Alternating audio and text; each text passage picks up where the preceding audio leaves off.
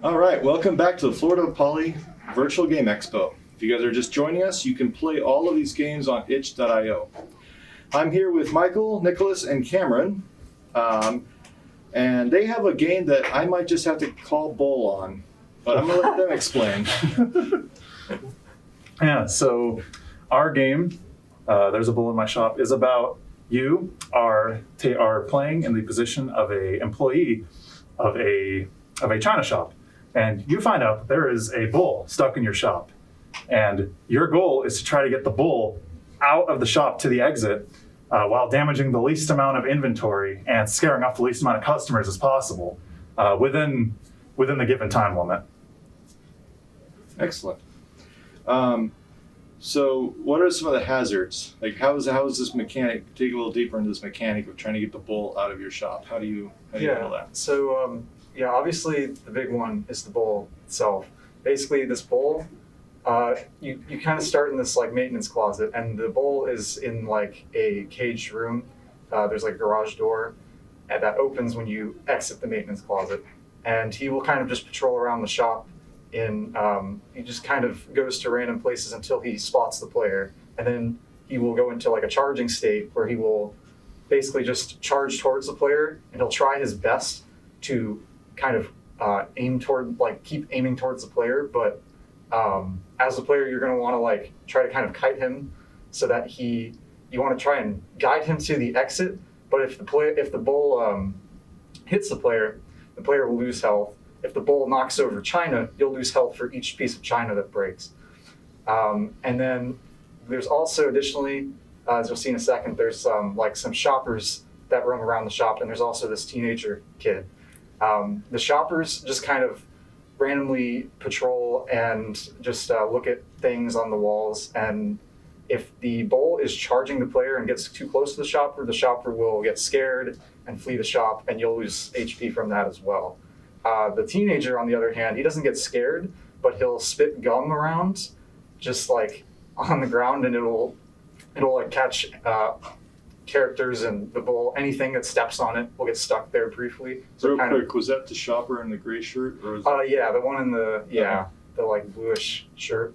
Okay, so the teenager is the red shirt. I'm sorry. Yeah. Yes. I'm sorry. Continue. Yeah, that's so that's like about sums up the hazards. Yeah. And the time limit also. It's just like you kind of want to try and manage your time well to like if you're going to move stuff around the level, you kind of want to like plan that a little bit and be kind of quick on doing it. So, what were some of? How did this game get inspired? So when we were coming up with ideas for this game, we each kind of had different ideas. And at the end of it, we kind of combined all of our ideas together to kind of create this. Mm-hmm. Before I continue with that, I'd like to talk about the high score system right here. Mm-hmm. So we played the game on hard mode, and we just beat the level efficiently and quickly.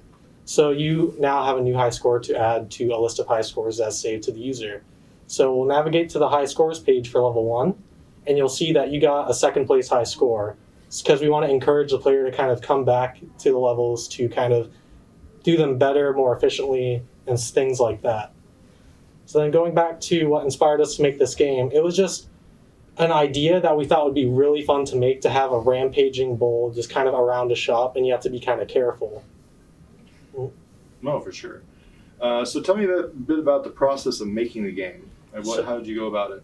So when we first started with this game, we initially thought that we wanted to have kind of a top-down third-person view of the game.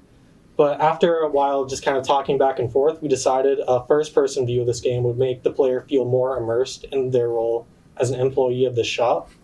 And because of this, now you can round a corner, and then the bull will be there, and then you have to try and get away from him as quickly as possible so you don't get rammed into a wall. And then on top of that, too, we also wanted to just kind of make it just feel more immersive to the player, because when we had it top-down, you could see the player, but it was more like you're controlling a separate entity. We wanted you to be in the game itself. So now I'd like to pass it on to Nick to talk about some of the shelves, china, and picking up objects. Yeah, so around the shop, you'll notice that there are shelves with china on them, and that's one of the main obstacles, is to not knock them over. So each shelf has multiple different kinds of china. You got vases, you got bowls, you got plates. There's multiple different like visual variants, and they all kind of handle physics kind of differently, but they're all the same in the sense that when they detect a collision that is like over a set breaking speed, then they will get destroyed. And when they get destroyed, they will turn into multiple like shards, and each shard will have like kind of a random explosive force applied to them to kind of make it a little chaotic and a little more random, and you just make it a little more interesting. Because when you see a shelf topple over, you see like a bunch of like china shards go everywhere. You're like, oh my god, that was destructive. You know, it's a little satisfying almost. But yeah, and so each shelf just has the pottery, and they all kind of work the same in the sense that they detract from your HP when they get broken. Each of them does about the same. And then, as you see, when you're looking at something that you can pick up, if you're within the correct distance, the cursor will turn green, in which case you can pick up the object. When you pick up the object, the cursor then turns blue to indicate that you're picking it up. You can move stuff around. This is like shelves and some of the like little like trees and like the shrubs and stuff like in the pots. You can move them around, and you can do two things with them mainly. One, you can just relocate them. Like you can move the shelves around to create a more efficient path to get the bowl through. And also you can use them to activate buttons. So there's pressure sensitive buttons that can be used to open doors, like how you start most levels in like a maintenance room. You use it to open the door. Or you can also use it in some of the levels. We have plates throughout the level that you need to put stuff on in order to open up progression through the level. And then I'm going to pass on to Michael, who's going to talk about the AI. Yeah, so I kind of was responsible for like the AI in this game, and the process of developing the AI was very like it's something that takes a lot of trial and error. Essentially, like a lot of the the different characters in the game use a similar sort of AI, where they kind of start by just like kind of patrolling the random places, and they sort of pathfind their way through. But then the bowl, of course, goes into that charging state and then has to like lose the player. And if the player's like not in sight of the bowl, or the bowl can't see the player, then the bowl will lose sight. And they all kind of work similarly, but just getting them to do little things just right and just like making it feel good, there's quite a lot of kinks. And even just seeing this like slightly older footage, since then, in the like few days between that and the actual Game Expo, we actually made a few tweaks to the AI that are noticeable in watching this. But yeah. So what tweaks were those? Like what? Oh, just mainly like parametric things. There's like a lot of parameters that we could tweak. Like for instance, the radius that the like bowl has to be within a certain destination to be like in that destination so that it moves to the next thing, how long it pauses at a destination, just things like that. There's a whole bunch of just variables that we had to like kind of tweak and try it and just get them just right. No, for sure. Did you, so the bowl will not break the china if it's not charging, is that correct? No, the bowl, it can break the china. It's just, it does use pathfinding to some extent with the shelves as well. So it won't go out of its way to break the china on its own, but it does happen sometimes. He's kind of just clumsy, and we think that's, kind of appropriate. But you'll really see him just ram right through the shelves if he's charging you, because because of his speed when he's charging you, he's not going to be able to make wide turns to get around the shelves. Yeah, so the faster he's charging down an aisle, the less likely he is to try and avoid a shelf and just try and hit you. How long did it take you to make this game? So when we first started, we spent about a week developing a prototype to see if this idea was going to be feasible to take to the next level. And we were really happy with the steps we made in the prototype, and we wanted to kind of pursue it further and see what other things we could do. So we spent another roughly 2 weeks kind of developing what you see here, and there's a bowl in my china shop, or there's a bowl in my shop. And just through all those steps, and it was a lot of learning that went involved when we kind of went to this, because it was a lot of, I didn't think that these would behave this certain way, and a lot of just minor tweaks, and just things to kind of make the game feel a little bit nicer than it was at its. Because we do have more gameplay that we have on itch.io that we don't currently have right now.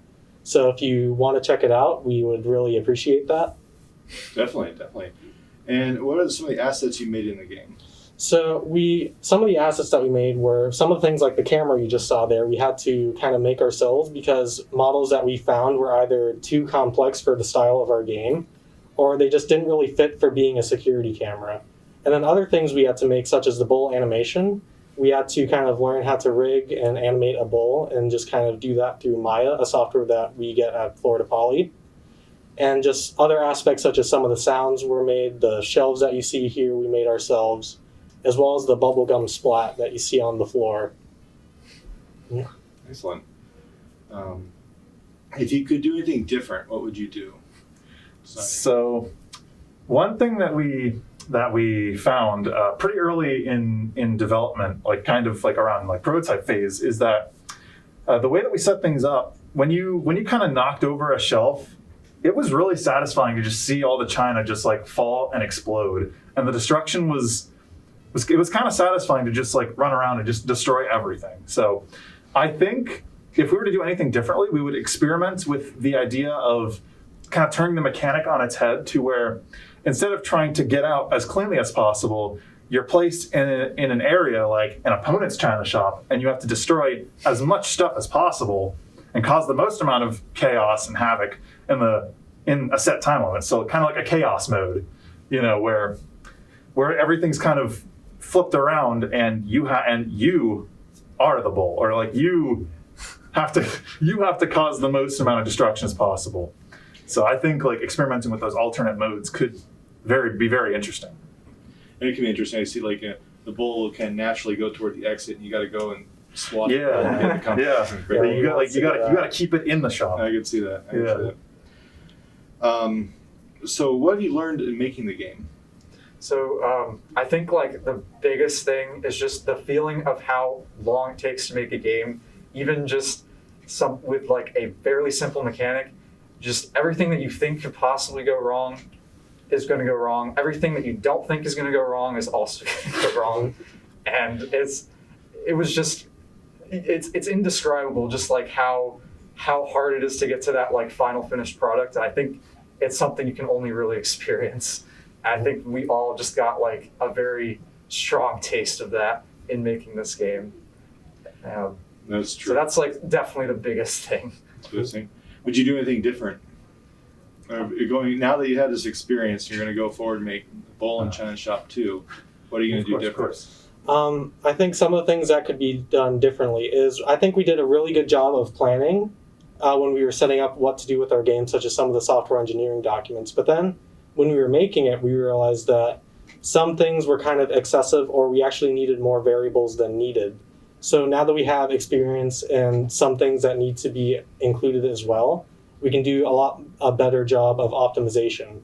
Like one problem that we have, or that we had shortly before launch, is our lights were kind of affecting our game. So what we did is we baked it, and that solved our problem like immediately. So just knowledge like that, just having the knowledge that those are the solutions that we need to do, is just going to speed up production a lot more. Excellent. I got one last question, because I've been curious about this game. How did you balance the mechanic so the bull doesn't just automatically go scare the customers or break the china before the player has a chance to set up? So that's the we've been calling it the bull zone a lot, but basically the like starting area for the bull, we were debating on whether or not the bull should start just roaming around the shop, or if the bull should start in like a cage. And we just decided that it would be logistically like a lot safer to have him start in like a cage, and then when you open the door, he's released, so that the player doesn't watch the bull just like ruin the shop before you even start. And the player has time to like think about what they want to do. So that was that's just how we went about that. And like that maintenance room that you see the character spawn in, when you press on the button to open the door to get out of there, that also opens up the bull zone. So the bull is stuck in its little cage, so that if you load into a level but you're not ready to like start it yet, the bull's just gonna kind of chill. But the second you open the door and you enter the level, it's like free game. Anything can happen. I noticed on that starting zone you had what looked like security monitors. Yeah. Yeah, those are live rendered. Yeah, those are Yeah. live cameras that you can see. So everything you see there will be what is actually happening on the scene. So in level 1, for instance, we have 3 cameras, one in the bull's cage, so you can get an idea and introduce the player that the bull is trapped. And then we have 2 in kind of opposite corners, so you can kind of get a layout of what the level looks like. So when you open the door and look back at the camera, you can see the cage door lift, so you can see that the bull is being released from where he is and into the shop. Excellent. All right. Is there anything else you want to say? Or any Go other play our comments? game. Yes. Go play the game. Bull Play in the the China and bull in my shop. Sorry, Mr. Yeah. And thank you. Yeah, thank you. Thank you. Thank you.